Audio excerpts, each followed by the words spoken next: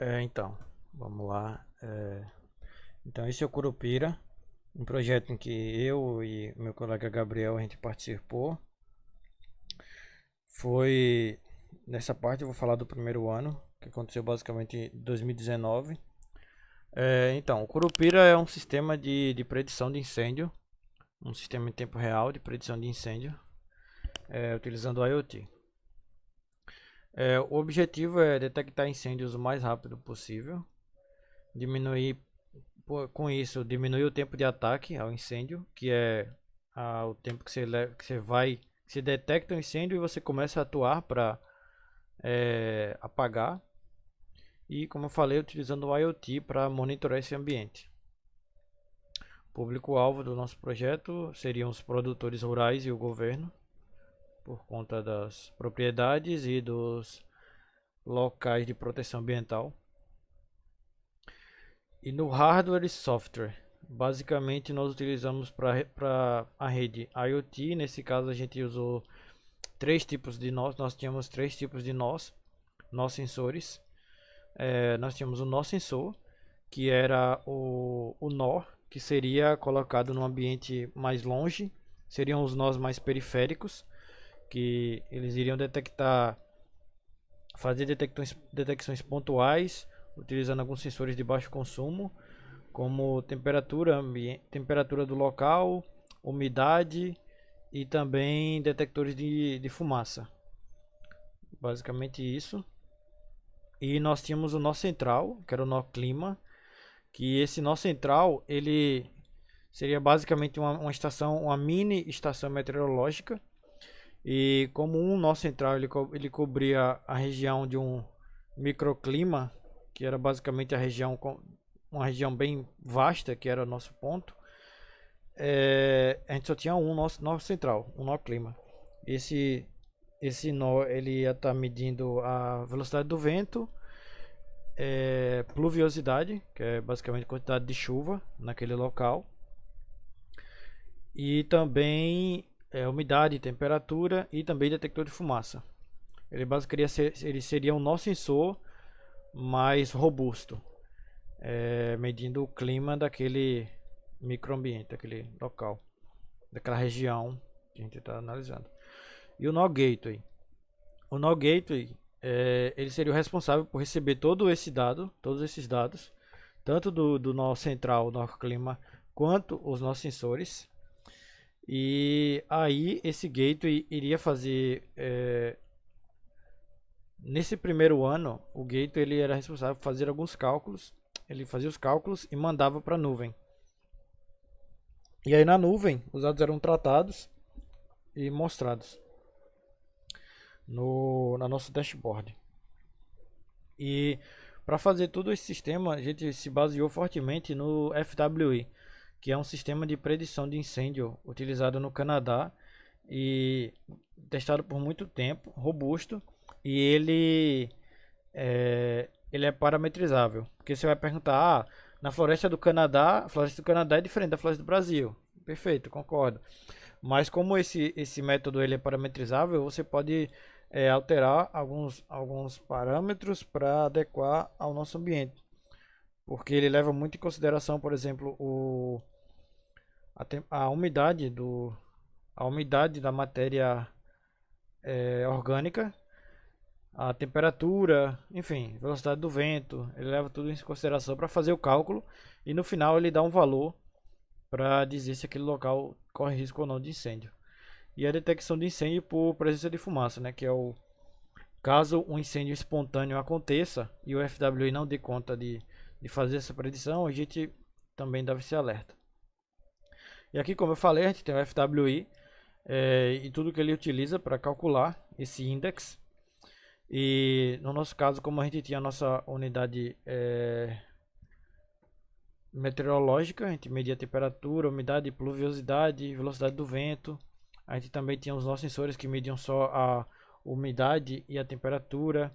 Enfim, cada um desses dados entra em uma variável diferente que é utilizada para fazer o cálculo desse index, que é o Fire Radar Index.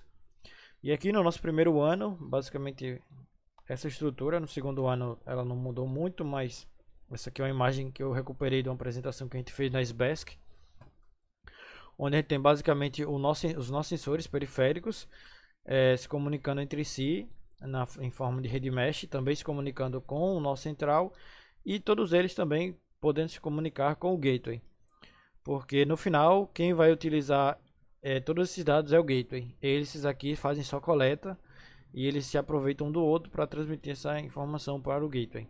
E o gateway manda para a parte web. Aqui está um diagrama, né, para mostrar como era o nosso sensor. Ele tinha temperatura e umidade e também o sensor de fumaça. E uma coisa que eu esqueci de falar é que a gente utilizava a rede LoRaWAN, que é uma rede de longo alcance e baixo consumo. Então ela era ideal para esse sistema. E aqui a gente tem o nosso nó central, que era a nossa mini estação meteorológica, onde temperatura, enfim, a velocidade do vento, e também tinha os sensores, o sensor de fumaça e o nosso gateway. Basicamente, o nosso primeiro protótipo, a gente tentou implementar a rede e utilizando essa ESP32 com o LoRaWAN aqui. Então a gente basicamente usava ela para todos os nós, tanto o nó central quanto o nó sensor e o nó gateway, porque ela é uma plataforma de multi-comunicação. Ela tem LoRaWAN, ela tem Wi-Fi, ela tem Bluetooth. Então, para um primeiro protótipo, a gente começou com essa plataforma. E aqui está a imagem do nosso primeiro sensor. Era mais um primeiro protótipo para testar e ver se era possível chegar no que a gente queria. Basicamente isso. E aí, como eu falei, a gente começou utilizando o LoRa. E num primeiro momento a gente testou o LoRaWAN, que é um protocolo robusto, já implementado e tudo mais. Mas como eu vou falar mais para frente, a gente acabou optando pela rede mesh, que ela permite a maior distribuição dos nós. Então isso aqui foi só um primeiro protótipo. Aqui a gente tem a imagem do TTN, que é a plataforma do LoRaWAN. Enfim. Aí aqui a implementação, depois do primeiro protótipo, a gente partiu para implementação realmente do protótipo para apresentação, porque aquele lá era meio que um piloto. Aí aqui a gente tem a implementação do nosso sensor. Como eu falei, a gente tem aqui os sensores, o LoRaWAN, a gente utilizou a ESP8266 por ter um baixo consumo, enfim. E também a gente utilizava painéis solares para carregar a bateria. Aqui é a implementação do nosso nó central, que ela utiliza uma EVAL ADCOP, que é uma placa também de muito baixo consumo, porque essa daqui precisaria estar fazendo leituras muito mais recorrentes, enfim. E aqui o nó gateway, que é o nó mais simples, que ele tem só o LoRaWAN para receber a informação, o nó LoRa, que utiliza LoRa Mesh, não LoRaWAN, e a ESP32 para passar para o dado. Então beleza, aqui a gente tem o diagrama, os esquemáticos das placas. Enfim, faltou, mas aqui a gente tem o gateway, aqui a gente tem o nosso central e aqui a gente tem o nosso sensor. Basicamente eu participei ativamente da construção dos protótipos, da projeção da primeira rede e também da segunda rede e da implementação das placas. Basicamente isso. Foi um projeto muito bom e eu vou estar explicando melhor no segundo ano, que basicamente é uma continuação e aprimoração de tudo isso, mas meu colega Gabriel ele vai continuar a apresentação. E aí, pessoal, vou falar um pouquinho agora sobre como funcionava a questão da transmissão de dados via rede, como funcionavam os pacotes, a questão de banco de dados, mostrar um pouquinho da nossa interface, de como a gente estava trabalhando e falar um pouquinho dos resultados que a gente obteve nessa primeira versão do projeto, né? Aqui, como a gente pode ver, a comunicação era via rede mesh e ela trabalhava com blocos bem definidos. E eles variavam de acordo com se era o nó gateway, o nó central que estava enviando, se era o nosso sensor que estava enviando via gateway, se ele estava passando via rede mesh, se era um bloco de diagnóstico ou até um bloco de erro. Como a gente pode ver, todas as mensagens elas possuíam ID e o conteúdo dessa mensagem que era variável, que era o que ia variar entre 24, 38 ou até 14 bits, como a gente pode ver aqui. Em questão aqui também temos outro exemplo, onde isso aqui era um nó de diagnóstico que mandava a questão do nosso sensor, do central, como ele estava funcionando, qual era o tempo de update e qual era o nível de bateria daquele nó. para a gente ter uma noção de como o sistema estava operando naquele momento. Aqui a gente fala um pouquinho sobre a estrutura dos nós, em que a gente sempre tinha aqui o nó central, ele ia possuir vários nós sensores que iam ficar nas proximidades, coletando informações que variavam mais conforme a distância.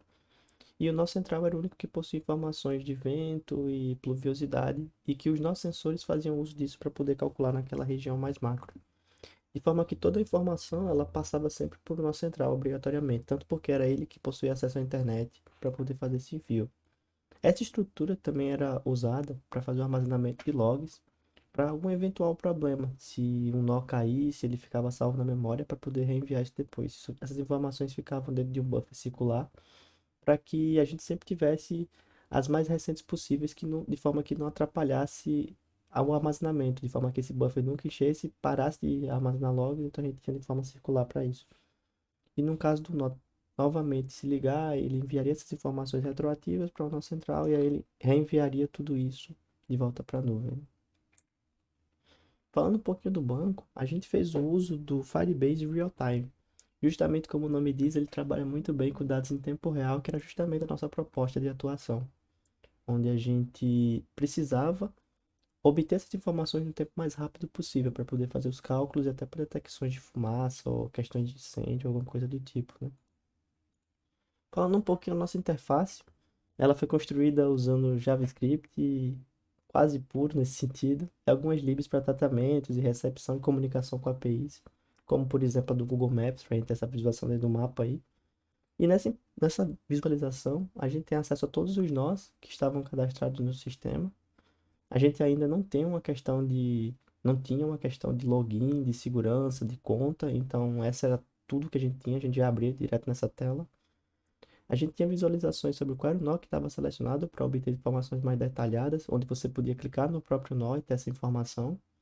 A gente tinha acesso a como estava o FWI naquele nó específico, acesso à temperatura, umidade, velocidade do vento, pluviosidade.